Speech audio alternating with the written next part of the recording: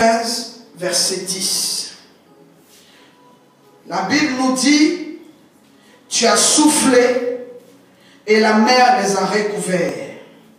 Ils se sont enfoncés comme des blocs de plomb dans les puissantes eaux. Alléluia. Nous sommes au 20e jour de notre temps de jeûne et prière. Et le Seigneur nous a demandé d'aller jusqu'à la fin du mois dans sa présence.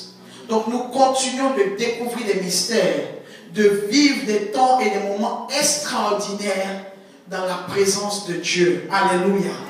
Et ces 21 jours nous ont appris beaucoup de choses. Nous ont réconciliés avec notre Dieu. Ces 21 jours nous ont permis de nous rapprocher de lui. Ces 21 jours nous ont permis de nous repentir afin que sa grâce nous touche. Au cours de ces 21 jours, nous avons vu l'Éternel équiper des personnes. Nous avons vu l'Éternel appeler et confirmer l'appel de plusieurs. Nous avons vu l'Éternel restituer. Il y a des personnes qui avaient la grâce, qui avaient une position dans la maison de Dieu, qui avaient un appel, qui avaient des promesses, et par des compromissions ou par des attaques de l'ennemi, ces personnes se sont retrouvées à faire des marches arrière avec le Seigneur, dans le comportement, dans l'attitude et beaucoup de choses. Nous avons vu l'Éternel redonner des dons. Il a restauré des hommes et des femmes, des fils et des fils du royaume. Alors, au cours de ce temps, devant la face de Dieu, nous remercions Dieu pour sa grâce, pour la grâce qu'il nous a fait. Il nous a appelés parce qu'il nous a aimés en premier. Et nous voyons par tout ce qui se passe que l'Éternel nous aime. Et qu'il a juste besoin que nous puissions comprendre cet amour et que sa grâce nous accompagne dans nos décisions et notre détermination.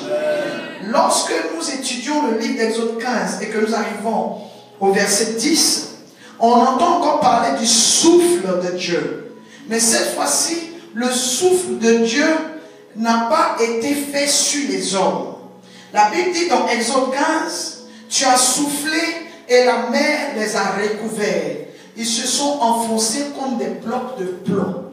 Lorsque l'Éternel veut délivrer quelqu'un du filet de l'oiseleur ou de la pression de ses ennemis, l'Éternel commence à soulever, il commence à susciter des éléments atmosphériques ou spirituels qui vont aider la personne qui veut délivrer à avoir sa délivrance. L'Éternel voulait délivrer Israël. Mais il utilise la mer Rouge. Il prend son souffle. Au lieu de souffler directement sur les ennemis, il souffle sur la mer et c'est la mer qui corrige les ennemis. C'est la mer qui règle le problème d'Israël. C'est la mer qui devient une arme. Alléluia. Alors vous devez comprendre que l'Éternel peut utiliser n'importe quel élément et quelle arme s'il veut délivrer quelqu'un de quelque chose. L'Éternel peut susciter la pluie, il peut susciter la maladie, il peut susciter le vent, il peut susciter beaucoup de choses pour atteindre l'ennemi.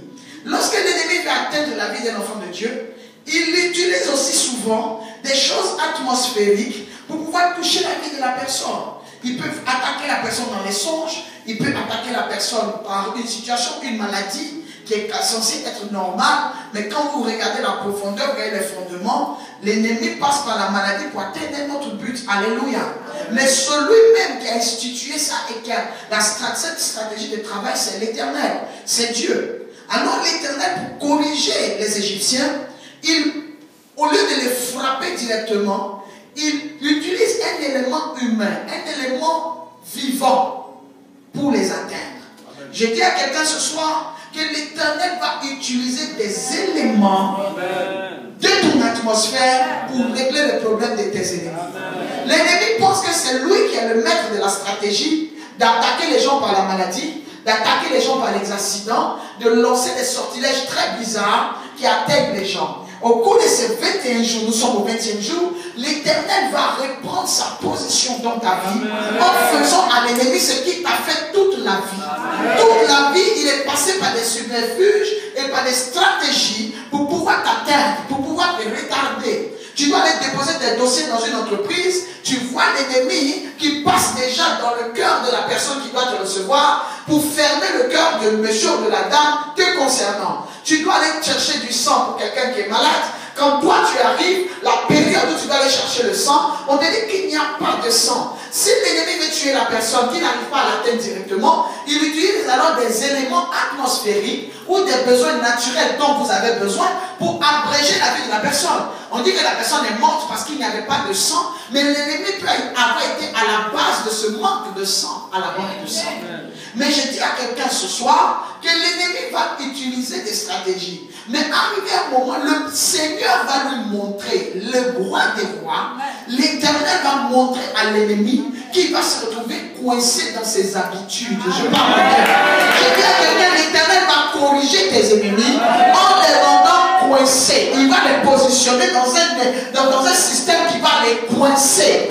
Et il y a quelqu'un qui va avoir sa délivrance par le fait que l'Éternel va coincer ses ennemis. Ils ne pourront pas opérer parce que toutes les stratégies d'opération et tout mode opératoire qu'ils vont mettre en mouvement ne pourront pas bouger parce que l'Éternel va les dévancer. Je dis à quelqu'un, l'Éternel va dévancer tes ennemis. Ils sont arrivés mais ils n'ont pas eu le temps de tirer. Les Égyptiens sont arrivés dans la mer Rouge mais ils n'ont pas eu le temps de toucher à un Israélite. L'Éternel les avait dévancés. Quand ils ont reçu l'ordre de Pharaon de poursuivre le peuple d'Israël, l'Éternel avait déjà déposé des anges dans l'eau qui les attendaient. Amen. Je parle de la stratégie de dévancement. L'Éternel va dévancer tes ennemis. L'ennemi a prévu que tu meurs en novembre. Il a prévu que tu meurs dans le mois d'octobre. Mais depuis la fin du mois de septembre, l'Éternel avait déjà préparé 21 jours. Au cours de ces 21 jours, l'ennemi t'attendait. Au cours de ces 21 jours, il avait sa stratégie. Au cours de ces 21 jours, il devait t'atteindre. Mais l'esprit et la position de dévancement de l'Éternel a détruit beaucoup de plans de l'ennemi. Ça a ruiné le programme de l'ennemi de fin d'année. Je dis à quelqu'un, tu ne seras pas la viande de l'ennemi cette fin d'année. Je dis à quelqu'un, 2015, tu rentreras dedans de la gloire. Je dis à quelqu'un, 2015, tu auras ta santé. 2015, tu rentreras dans la vie. Tu ne rentreras pas dans la mort. L'Éternel a dévancé tes ennemis. Je rends gloire au roi des rois, à celui que nous prêchons, à celui que nous enseignons. Je rends gloire au roi des rois pour sa capacité et sa fidélité. Si ce n'est la fidélité, qu'est-ce que c'est? De préparer des hommes et des femmes à leur destinée, malgré la présence de l'ennemi. Tu vois que dans ces 21 jours, l'Éternel te restaure, l'Éternel te renouvelle, malgré la présence de l'ennemi, malgré ses projets, malgré sa haine. La haine de l'ennemi vis-à-vis du peuple de Dieu n'empêchera pas l'amour de Dieu d'opérer. Malgré la haine que l'ennemi peut avoir pour nous n'empêchera pas notre Dieu de nous aimer. Dieu manifeste son amour. Dès que le diable manifeste sa haine,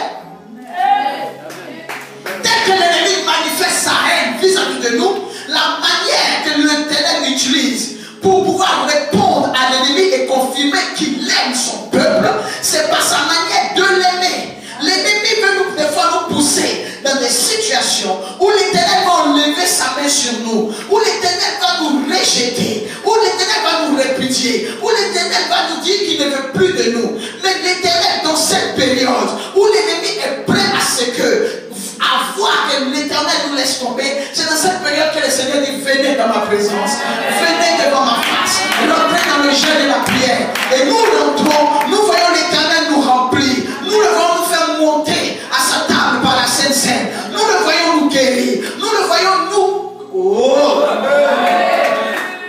Je dis à quelqu'un, le plan de l'ennemi ne marchera pas. Depuis hier, je prêche le faux pronostic de l'ennemi.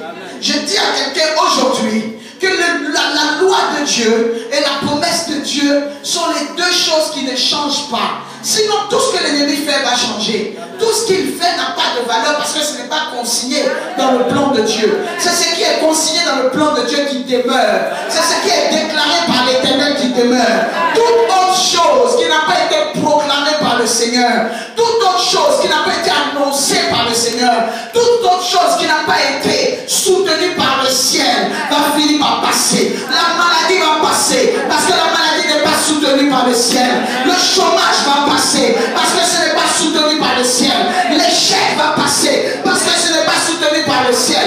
Oh, je dis que la rétrogradation ou l'esprit de rétrograde, ça va passer parce que dans le plan de Dieu, Dieu. Tu n'es pas né pour être rétrograde. Tu es né pour monter. Tu es né pour servir Dieu. Tu es né pour respecter sa parole. Tu es né pour enseigner son évangile. Tu es né pour servir dans sa maison. Tu es né pour la conversion des âmes. Tu es né pour envoyer les âmes au Seigneur. Tu n'es pas né pour perdre ton âme.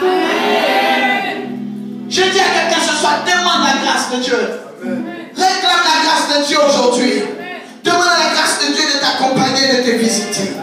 Tu as soufflé et la mer les a recouverts. Les gens pensent, les ennemis pensent que l'Éternel va souffler contre nous. L'ennemi ne connaît pas Dieu. Je vois par là que l'ennemi ne sait pas qui est Dieu. Dieu ne soufflera pas contre son peuple. Dieu même a sa manière de frapper son peuple.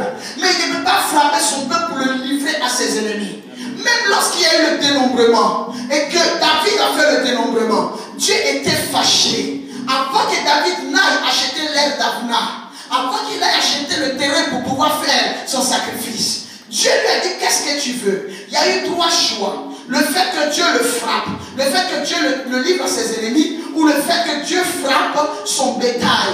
Qu'est-ce que David a dit à Dieu? Il dit, je préfère tomber en tes mains. Si je tombe en tes mains, toi Dieu, tu vas m'épargner. C'est que même toi, Dieu, ta chicotte ne me tuera pas. Tu vas me corriger, tu vas me redresser. Parce que le Saint-Esprit corrige, le Saint-Esprit redresse. Je sais que le Saint-Esprit va me blâmer, il va me redresser.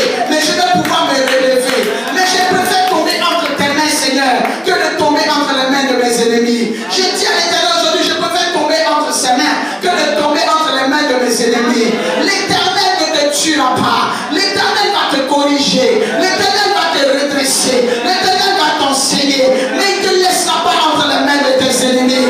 La Bible dit que l'Éternel a frappé, mais il n'a pas touché au poste. Il n'a pas touché à la position de David. J'aime ce Dieu-là. J'aime sa manière d'opérer. J'aime sa manière de corriger. J'aime sa manière d'enseigner. L'ennemi pense que quoi? Que le vent va souffler sur toi. Le vent, le souffle de Dieu ne soufflera pas contre toi. S'il n'a pas un vent souffler, c'est que le vent vient vers lui. S'il n'a pas le vent de Dieu se lever, c'est que Dieu est en train de préparer quelque chose.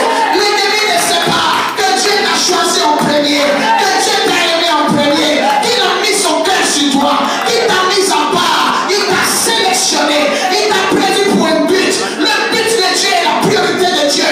Je ne sais pas si je parle bien. Le but de Dieu est la priorité de Dieu. Tout ce que vous voyez à côté, ça n'intéresse pas Dieu.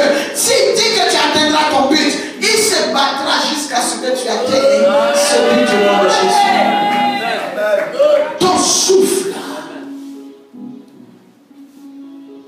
Tu as soufflé et la mer les a recouverts. Je dis à quelqu'un, nous avons la couverture, mais l'ennemi sera recouvert de honte. L'ennemi ne sera pas couvert par l'onction. C'est le peuple de Dieu qui est couvert par l'onction. Lorsque Dieu veut mettre la différence entre son peuple et les ennemis, il couvre son peuple et il recouvre l'ennemi de la honte. Nous sommes couverts et l'ennemi est recouvert d'humiliation, recouvert de honte. Lorsqu'on dit recouvert de honte, c'est lorsque Dieu expose l'ennemi. La Bible dit que les ordonnances qui nous condamnaient, il les a livrées publiquement en spectacle. Il a recouvert l'ennemi de la honte. Il a recouvert Satan de la grande humiliation.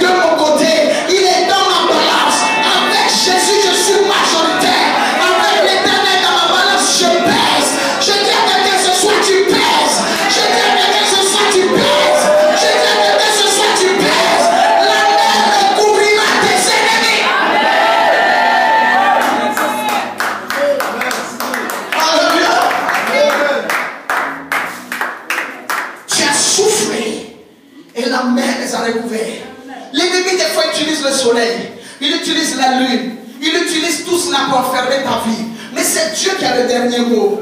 Il y a des gens, la mer obéissait aux Égyptiens.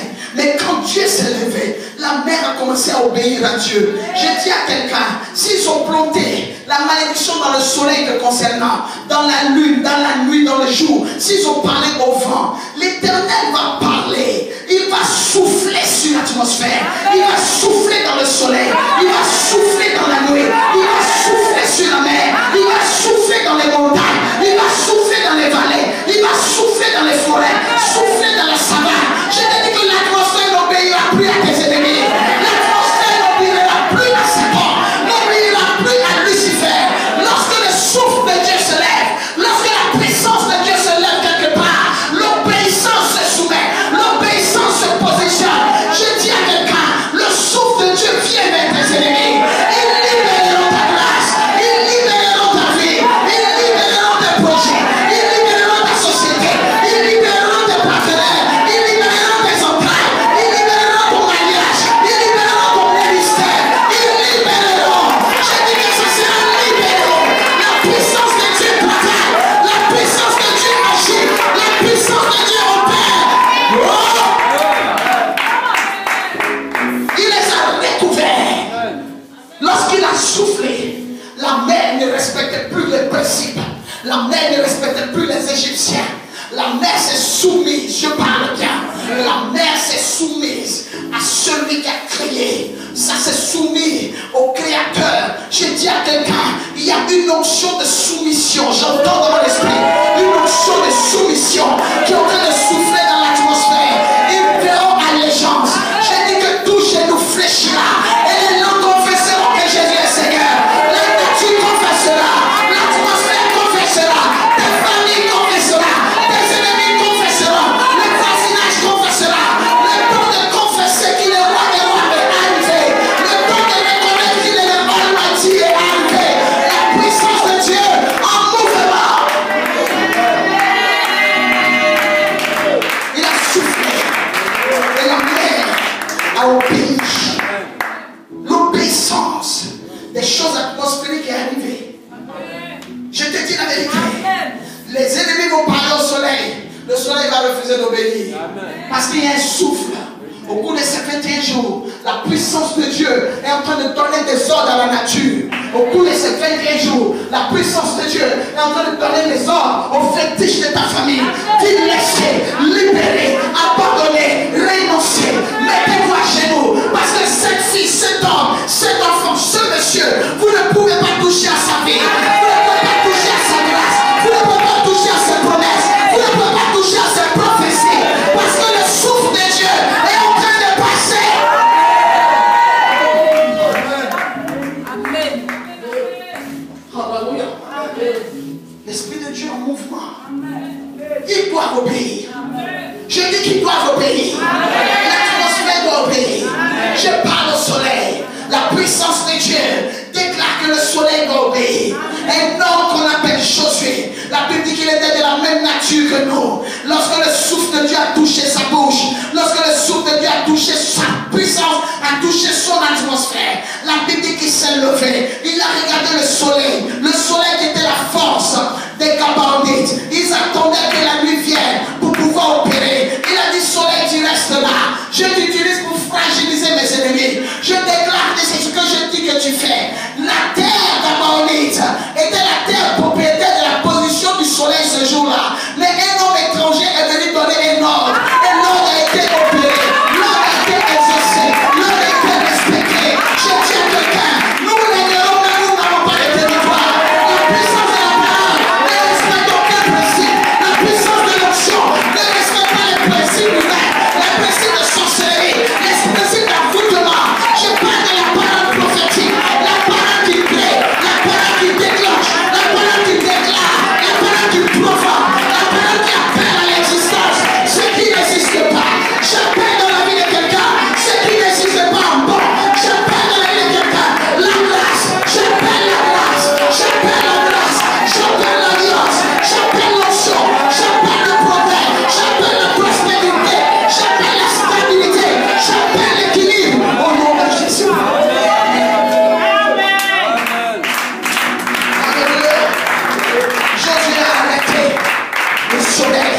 Tu parles. C'est le temps des hommes et des femmes qui ont la langue embrasée, la bouche exercée. C'est le temps des déclarations. Il est écrit. Où l'ennemi dit, nous avons écrit que tu seras célibataire. Et toi, tu déclares qu'il est écrit que je serai marié. Je déclare sur la vie de quelqu'un que la langue devienne une âme, que le pouvoir de la vie soit le pouvoir de ta langue, que ce que tu confesses arrive, que ce que tu proclames arrive, que ce que tu déclares arrive, que ta bouche devienne une bombe armée. Au nom de Jésus. Alléluia. Je parle bien. Je parle bien. La Bible dit que la mer les a recouverts et ils se sont enfoncés comme des blocs de plomb. Lorsque le temps de Dieu arrive dans la vie de quelqu'un, de sa délivrance, l'Éternel souffle. Son souffle cherche les ennemis. Qu'ils soient cachés au village, qu'ils soient, même s'ils sont dans une tombe et qu'ils ont été enterrés avec ta grâce, le souffle va les retrouver. Le souffle ne blague pas. Le souffle n'épargne pas. Le souffle, on ne blague pas avec. La décision de Dieu, on ne blague pas avec. La Bible dit que là, le souffle de Dieu a agité la mer. La mer les a recouverts. Et quel effet maintenant? L'effet second, c'est qu'au lieu qu'ils montent, ils s'enfoncent. Je dis à quelqu'un ce soir, tes ennemis, s'ils ne veulent pas s'enfoncer, ils ont jusqu'à minuit pour retirer ton nom. Je parle bien. Je parle avec une onction officielle. Je suis un prophète appelé par Dieu et consacré dans les normes, consacré spirituellement et naturellement. Je dis à quelqu'un que la parole qui sort de ma bouche ne retournera pas sans accomplir l'effet qui l'a poussé à sortir. Je dis à tes ennemis ce soir, je parle à tes ennemis avec une onction officielle. Je dis qu'ils ont jusqu'à minuit pour libérer ta vie, libérer ton mariage, libérer tes projets. Sinon ils s'enfonceront. Je dis les petits s'enfonceront. Les chers les enfoncera. Au nom de Jésus. Alléluia. Il les a recouverts. Alléluia. Et ils se sont enfoncés comme des blocs de plomb dans les puissantes eaux. Écoutez. La Bible dit que lorsque Israël passait, la mer se partageait ça et là en monceau. Mais comment est-ce qu'à le stade, l'eau là devient puissante? Ils s'enfoncent dans les puissantes eaux. Les puissantes eaux peuvent être assimilées à l'atmosphère de quelqu'un.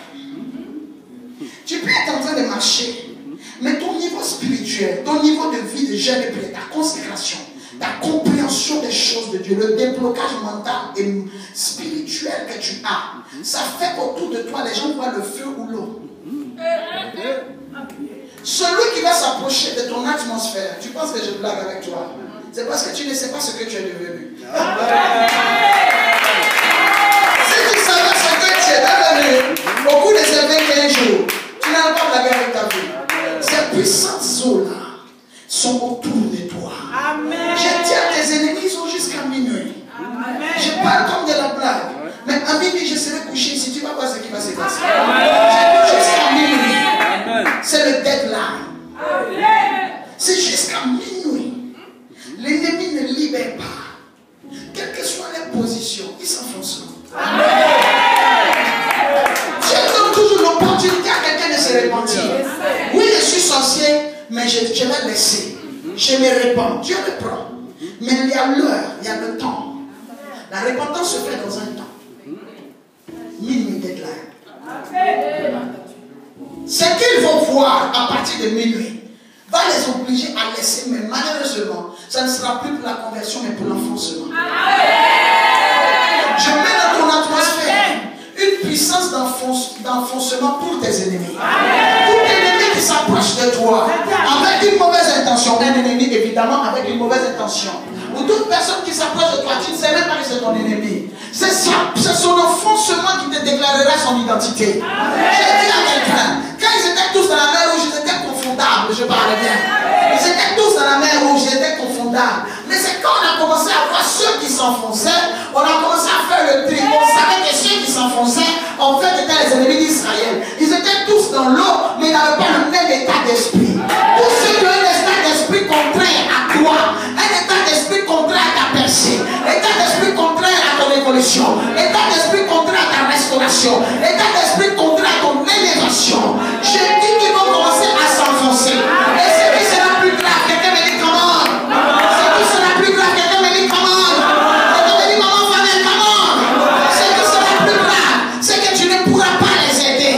Israël regardait, ils avaient des amis dedans, ils avaient des gens qui connaissaient, mais ils ne pouvaient pas les aider. Le temps est arrivé où l'ennemi va payer cash. Je dis l'ennemi va payer cash.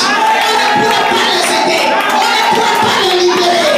Cette année, ils s'enfonceront dans les profondeurs de la mer, dans la puissance de la mer, parce que l'Éternel est de ton côté. Que le propriétaire de ce message soit formé.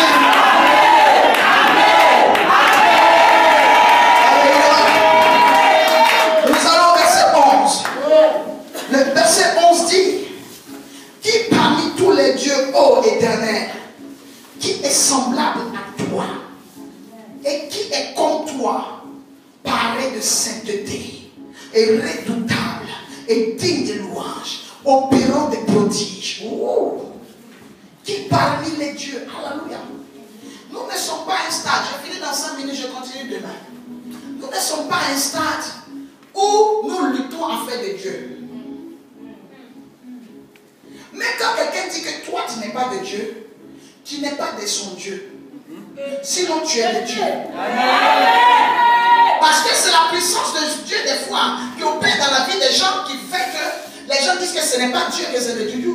C'est à cause de la force des frappes, à cause du niveau de Dieu dans ta vie, à cause du niveau opératoire. Je parle bien. C'est à cause du niveau opératoire de Dieu dans ta vie que des fois les gens disent que tu n'es pas de Dieu. Alléluia.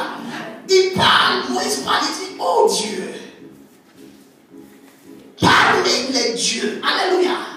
Parce que nous sommes à un stade où il y a de nombreux bavards, des dieux bavards. Alléluia.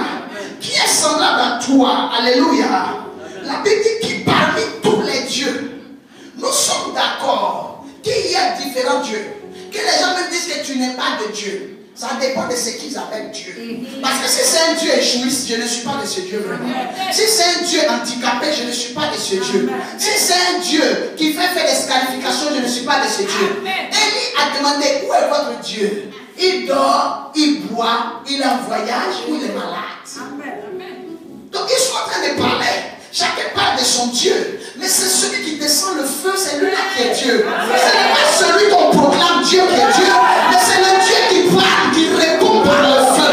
Je dis à quelqu'un, le Dieu qui répond par le feu est ton Dieu. La parole ne suffit plus pour prouver qui est Dieu.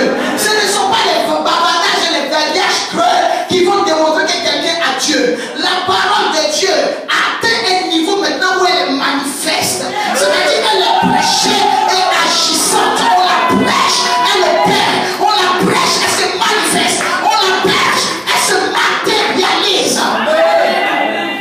Le royaume des cieux, le royaume de Dieu dont vous parlez, le Dieu dont vous parlez, son royaume ne consiste pas seulement en paroles. Ce qui veut dire qu'il y a la parole, mais ce n'est pas fait que de paroles. Le royaume des cieux n'est pas fait que de bavardages. Ce n'est pas fait que de versets. Le royaume des cieux ne consiste pas seulement, ça consiste quand même en parole, mais pas seulement en parole, mais aussi en puissance. Je dis à quelqu'un, dans cette affaire de Dieu, c'est le Dieu qui fait le serpent qui avale. C'est de ce Dieu qu'on parle. On est fatigué d'avoir des dieux qui se ressemblent. On est fatigué des dieux qui opèrent comme les sorciers, qui opèrent comme les dieux de forêt, qui opèrent comme les dieux de montagne. On veut le Dieu qui opère au-dessus des capacités des dieux de montagne, des capacités des dieux de rivière, des capacités des dieux de lac, des richesses.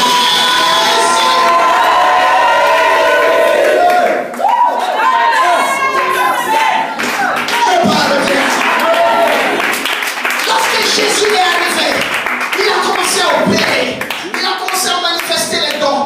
Il a fait la première chose qu'aucun Dieu n'avait déjà fait. Il a changé l'eau en vin. Premier miracle, Gaïa Koutet, il a mis le niveau haut de gamme, la barre haute. Nous parlons de Dieu de la barre haute. Nous parlons du Dieu qui fait des choses à une autre dimension.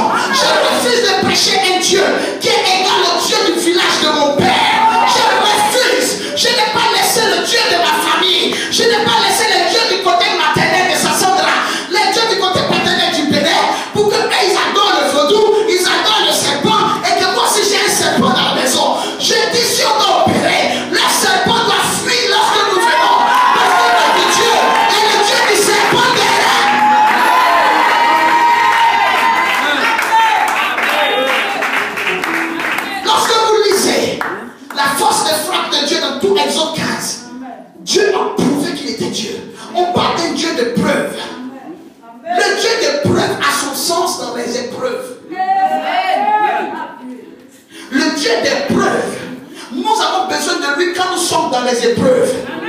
Il ne peut pas dire qu'il va apparaître après. Après par rapport à quelle dimension? Après par rapport à quel problème? Israël est poursuivi. C'est là qu'il va ouvrir la mer rouge. Il ne va pas ouvrir la mer rouge quand Israël est mort. Je parle bien. Je parle de ce Dieu-là qui se différencie des autres dieux. Quand les gens disent que toi tu n'as pas Dieu, mais si c'est parce que ton Dieu frappe fort, alors d'accord tu dois le dire vraiment, on n'a pas le même Dieu. Parce que moi j'ai le Dieu qui frappe fort, j'ai le Dieu qui opère, j'ai le Dieu qui agit, j'ai le Dieu qui fait bouger les choses, j'ai le Dieu qui met de l'ordre, j'ai le Dieu de la restauration, j'ai le Dieu de l'équipement, j'ai le Dieu de la restitution. Si c'est pour cela que vous dites qu'on n'a pas le même Dieu, on n'a pas le même Dieu. Je n'ai pas un Dieu mort. Moi je n'ai pas le Dieu de Baal, j'ai le Dieu d'Élie, le Dieu qui répond. Quel Dieu qui ne répond pas, quel Dieu qui n'agit pas. Un Dieu qui n'agit pas, il n'est pas mon Jésus. Jésus a agi, il a regardé la mort, il a été libéré de la mort, il a opéré. Un Dieu doit agir. C'est la seule raison, la raison principale de ma conversion. La réaction de Jésus face à la mort. S'il était resté là-bas, je m'en fous de lui. Parce que mes parents sont aussi morts. Bouddha est mort. Gandhi est mort. Kokamba est mort. Je cherche celui qui n'est pas mort. Je cherche celui qui n'est pas resté dans la mort. Je cherche celui que la mort n'a pas pu retenir. J'ai rencontré celui que la mort n'a pas pu retenir. J'ai rencontré celui que l'enfer n'a pas pu garder.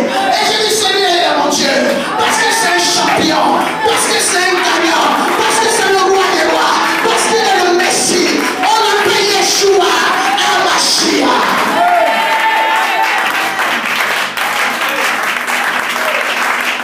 Qui parmi tous les dieux, ô Éternel, qui est semblable à toi et qui est comme toi, paraît de sainteté. Quand on dit paraît de sainteté, ça veut dire que ce n'est pas un Dieu qui a des défauts, un Dieu qui ment. Tous les dieux de ta famille mentent. Ils ne pourront jamais confirmer et continuer ce qu'ils ont commencé. Alléluia. Parce qu'ils n'ont rien. Ils n'ont rien. Le ciel qu'ils utilisent, ce n'est pas pour eux. Le soleil ne leur appartient pas.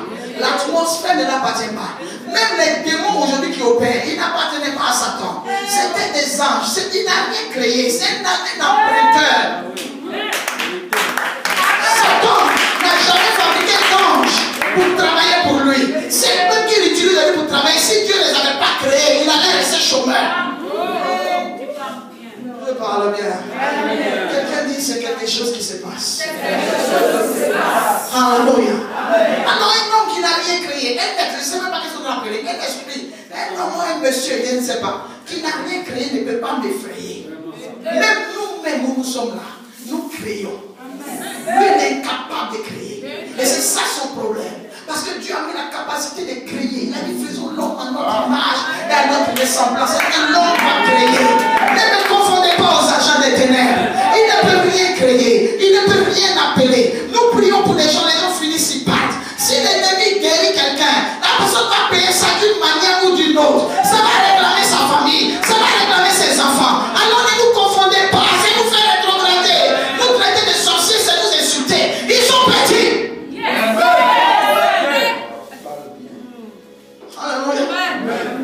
Oh Dieu qui est semblable à toi. Nous sommes dans la saison des prodiges. De Dieu capable. Si ton Dieu est capable, je comprends qu'ils disent que je ne suis pas de Dieu. Parce que de ce genre de Dieu, je ne suis pas. Je suis du Dieu capable. Qui peut arrêter le décret de mort sur la vie de quelqu'un. Au cours de ces 21 jours, je veux que tes ennemis tombent entre les puissances des eaux. Que tes ennemis s'enfoncent. Alléluia. Quelqu'un a envie de prier. Le message motive la foi et l'action de prière.